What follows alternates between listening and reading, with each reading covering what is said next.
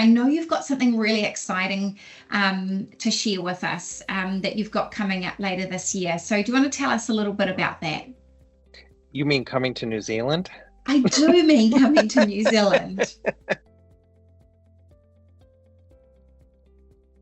I'm excited to come to New Zealand. This will be my first time, of course, to really kind of talk about what we've done in Mississippi, but also share, some additional insights. I'd love to be able to just talk to the audience. It's, always interesting for me, to not only talk about our story and kind of how we did it, but to hear what people care about, right? What others care about.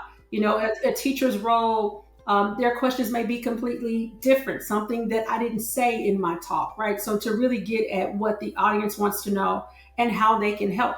So I'm excited about that, offering the keynote, I believe in a session as well, so that I can really kind of get to know the landscape and be able to provide as much support as I can.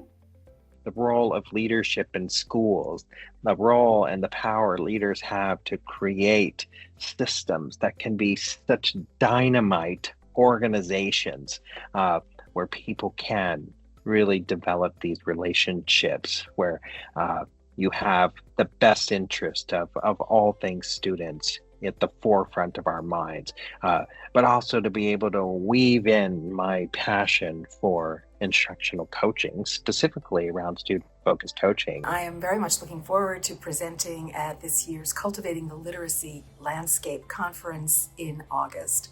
I'll be talking about why it's so important to have a content-rich, knowledge-building curriculum beginning in the early elementary grades, and how connecting explicit, manageable writing instruction to that curriculum can reinforce knowledge and deepen comprehension across the curriculum, and how that combination of a content-rich curriculum and explicit, manageable writing instruction can enable all students to reach their full potential, regardless of their income level or background. I hope to see you there. Well, I'm so excited, and I thank you so much for the opportunity to come back and share some more, really along the lines of explicit instruction, and knowing that the first time I came, some people would have seen some videos, and you never can tell. As a result of just showing a few videos, a lot of people contacted me and said, "Oh wow, I've started." Well, you never know when that's going to happen, in a room full of teachers. So what I'd like to do is now sort of build on that